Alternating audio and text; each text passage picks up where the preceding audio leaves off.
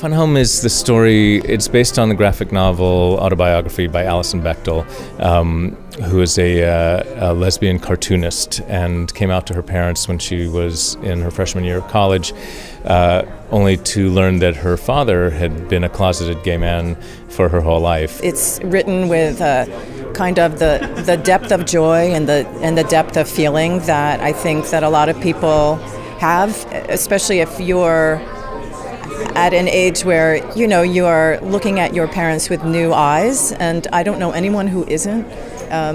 It's really, I think, a journey about how you have to move forward and what you need in order to grow, to do that at any age.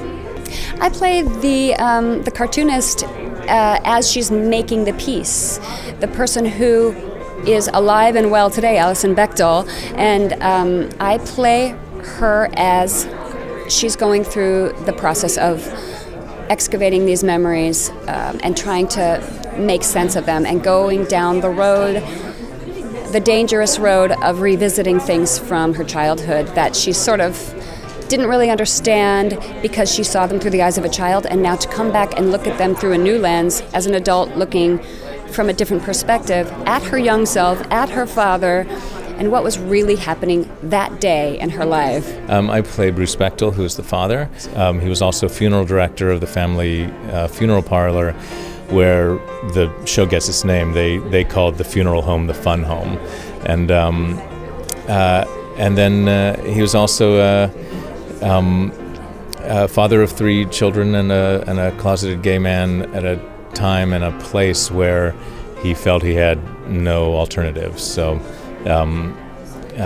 his struggle with that and his relationship very close and at the same time strangely distant with his oldest daughter, Allison. And I play small Allison. She is a girl who is trying to find a relationship. She's trying to spend as much time with her dad as she can. And she knows she's different than any other kid, but she doesn't know why. Later she realizes that she's gay. I play the medium Allison, or middle Allison. I play the college-age Alison Bechdel, who is trying to figure out who she is and how she's going to tell the world who she is, and deciding to be that real person. It's a very cool role. I think that the world is kind of cracking open right now in terms of letting people be who they need to be and who they want to be, and we get people every day who come to see the show, who come after the show and say, my life was like this, or I know someone who's like this, or I was like that, and so I think it's just a really important time for people to come to Broadway and feel represented and feel like they're seeing something that's real and true and applies to them. There are so many things for so many different kinds of people here. There are people who will find their stories represented in a way in public that they haven't seen before.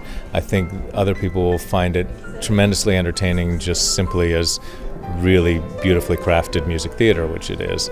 And then, you know, for people who really want to have an emotional experience at the theater in addition to being entertained and on a really human, relatable scale, I think this is precisely that.